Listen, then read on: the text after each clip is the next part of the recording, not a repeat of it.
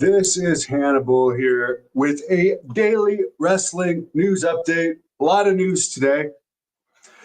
Dynamite was down in ratings this week, 0.20 rating.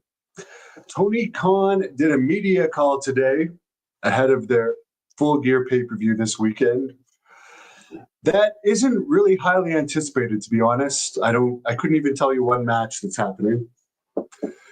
And I heard that Dynamite was kind of lackluster last night from the Wrestling Observer radio episode I was listening to today. The guy was saying he actually fell asleep during the MJF segment. But apparently Tony Khan has booked the Staples Center in LA for their upcoming Revolution pay-per-view. That is a huge arena. That is quite something. They are going to be doing some combined Dynamite and Collisions tapings coming up. I mean, that might not be so bad. I guess Dynamite's 2 hours and Collision's 2 hours, so that's 4 hours. I hope they don't try and tape Ring of Honor on those two. That would make just like extremely long tapings. Even 4 hours is a lot. But that's a cost-cutting measure. That's a good idea. Apparently, Bobby Lashley might be able to do MMA and boxing, even though he's with AEW. We know most of the wrestlers don't wrestle that frequently, so of course you'd have time to train and stuff. So if the right offer came along, why not? I mean, he's a bigger name than Jake Hager, who didn't do MMA once he started in AEW, and also Lashley had more success in MMA, so maybe he'll get better offers to do some crossover. I guess Saudi Arabia, who knows, they could offer him something, or PFL. I don't see TKO offering Lashley anything with their WWE connection, but never say never. As far as Tony Khan's media call, he said he'd like to have Kenny Omega back soon. We already see Kenny Omega back in New Japan, even though he's an AEW contracted guy. As far as the WWE ID program, which is this new ID program that's been in the news lately, it is a program, and it's a good idea for WWE. If you're a half-decent independent talent, they will sign you to a minimal contract, but it gives the indie guys some extra money, and it gives WWE the first right to sign you. So if you're standing out at all as an indie wrestler, you'll get signed by this program. So in other words, it's going to give lesser of the up-and-coming indie talent for AEW to sign. Not that the AEW has really reduced the amount of independent shows around these days. The independent scene is not as hot at all as it used to be. There's a lot of companies like PWG and PCW Ultra not even running right now that used to be big powerhouses on the independent scene. So in a way, it really has hurt the indie scene. Although the Tri-State Wrestling Alliance return show in Philadelphia, May 3rd at ECW Arena, is going to be a great indie show to go to. And I'm going to be involved with that event. More information on that to come. In other news, CM Punk is going to be joining the cast of Revival, a television horror series. It's going to air on Sci-Fi. That's being produced in New Brunswick, Canada. Very interesting. One place I'm surprised AEW hasn't tried to go is the Canadian Maritimes, because WWE stopped going there a long time ago. I've heard the local indies have kind of killed it because there's been so many bad ones in recent years that it's kind of killed the wrestling scene there. I know PEI has a good scene where also WWE used to go there. But I heard AEW lost a fortune on their last Canadian tour and have no plans of coming back here anytime soon. That's the rumor going around. Dr. Mike D. Pancake Piper is doing great. I saw her the other day. Yeah, 580K viewers. for Dynamite. That's not good. Apparently, there's only been several thousand tickets sold to their Australia event in a stadium. New York Jets fan. I was at a New York Jets game not too long ago. Met a lot of fun people and good people. By the way, I'm going to do a review soon of this bronze bag of burgers from here in Kansas. Guess what? You know why I bought this bag of burgers? I'll see how much is in there. Because I had like a $30 Chili's burger at the Chicago airport the other night. And that bag of burgers was under $7. So I'm curious to see how they're going to be. Max made out with his opponent on an indie show. Oh, John Moxley. Where I don't respect John Moxley anymore is the amount of false advertising for him that's been done in the year 2024. I think he might be the most false advertised wrestler, for him being advertised for AEW events that he didn't end up appearing on, even when he's been on billboards in front of the arenas. I mean, I just can't respect someone that's been false advertised that much. Yeah, I don't really care about the Wrestling Observer Hall of Fame. No offense to it, but there's just so many Hall of Fames out there. I've covered a lot of them. It's great that they have them, but I'm not really excited about any Hall of Fame. Yeah, Humble, the AEW false advertising. To be honest, that's one of their biggest issues. Other than they keep doing the same thing. That's putting in apparently the Costco guy who's wrestling QT Marshall was on the Tonight Show talking about that match earlier this week. Whoever this Costco guy is, a YouTube guy, but like, there's the only match I know of for Full Gear. QT Marshall, one of the most boring wrestlers of all time, and some Costco guy YouTuber that I've never seen any of his YouTube things. I have no interest in watching them. But yeah, that match we're hearing about for Full Gear. And that match does not... Remember when they said they were going to go back to the glory days of wrestling AEW? When they first started and it was going to be classic wrestling? I don't know.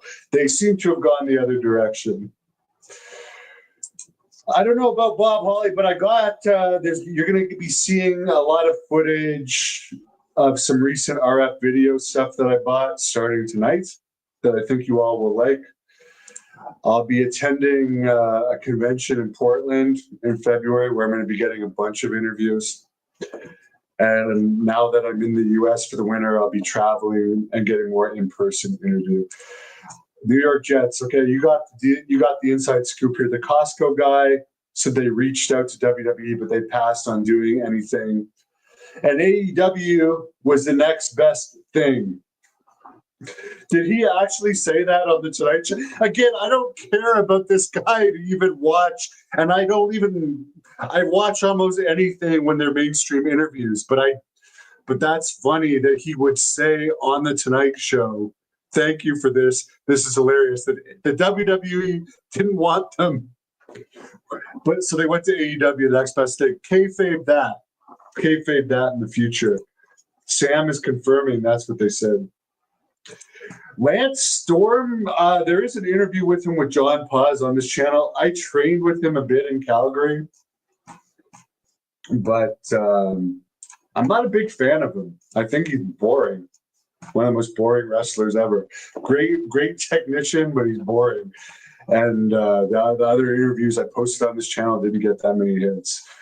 And I kind of, one time I had him booked, and again, this is more Rhino's fault than Lance Storm's, but Rhino no-showed the show.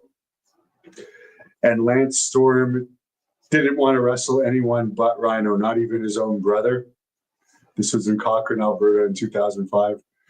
But he would go out and give a promo explaining to the fans why he wouldn't wrestle on the show. And we know that Lance Storm gives the most exciting promos ever, so the whole crowd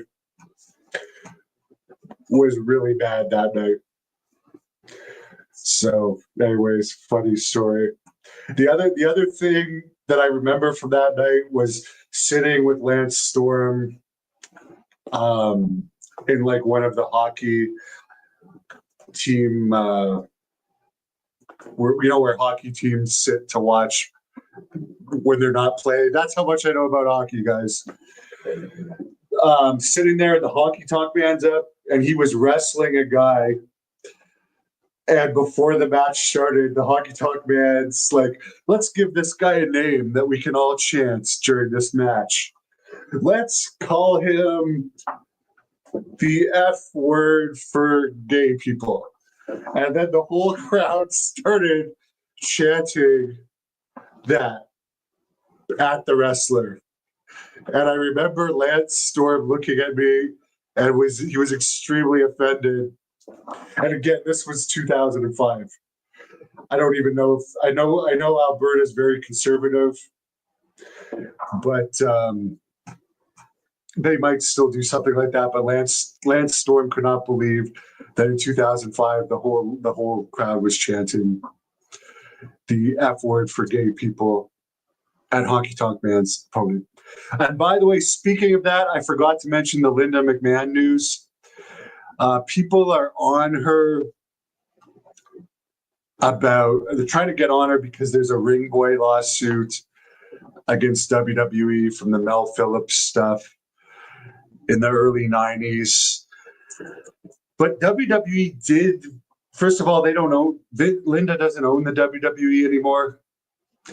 They dealt with it at the time. They settled the one lawsuit that actually took place. I'm not saying a whole bunch of weird stuff didn't happen those days related to homosexual people under contract with them. Numerous ones, most notably Mel Phillips, though. I don't think that's going to go anywhere. People trying to take her down for a Secretary of Education job because, for God's sake, it was over 30 years ago now. And there's new owners of the company. But the other interesting thing is Linda McMahon and Donald Trump, one of her duties as being in charge of this new Secretary of Education is keeping transgenders out of high school sports. Raj, I don't find WWE entertaining now either. I might be the most neutral person ever in wrestling at this moment, as far as wrestling reporters. Because I'll tell you if I see a segment that's good or a match that's good. I watch YouTube clips and stuff. But for the most part, I don't find any of it entertaining. I really don't. I found the Mike Tyson-Jake Paul fight more entertaining than anything I've seen in wrestling for a while. The last thing that I really popped for in wrestling was when the handicap fan took down Seth Rollins. That's the first thing that's coming to mind that I found really entertaining in wrestling. I will admit that The Rock coming back and some of his appearances got big pops. CM Punk, various things he's done have got good pops, but there's nothing that makes me want to watch it. It was on in the gym Monday night. I will say this, and I forgot to comment on this earlier. They had Sheamus wrestling Braun Breaker on Raw, and one thing that's really stood out to me in that match was how much taller Sheamus was than Braun Breaker. I thought Braun Breaker was taller. Why are AEW's ratings down if it's so good? Why are attendance down if it's so good? I don't know. I don't think there's that many people saying it's so good anymore.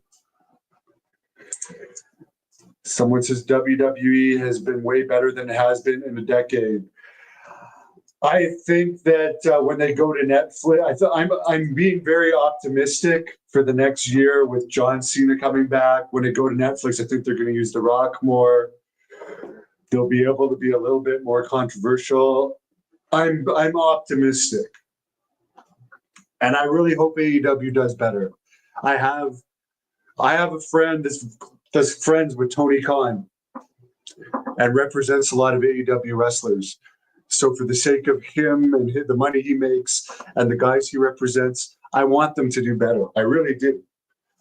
And I mean, I've asked, by the way, I'm not that far from AEW's Winter is Coming special. in Kansas City, Missouri in a couple weeks. I'll go to that if they give me a media pass. I've applied for one. So I hope they do, because Raw is going to be in Wichita in a few weeks. And the same week, it's going to be Dynamite in Kansas City. I might go to both of them, whether they give me media passes or not. And I will give you guys honest critiques. I have people with inside that might be able to get me free tickets. And I would like to be able to watch like the flagship shows of both companies live and critique them. Stampede Wrestling was good. What we're missing a lot right now is the realism in wrestling. The old Nitros were good. I'd rather watch an old Nitro than today's stuff. Anyways, I have a quick UFO news update. Then I'll be back eating this bag of burgers. So anyone that has wrestling stuff they want to talk about, check back in with me while I eat this. This was less than $7.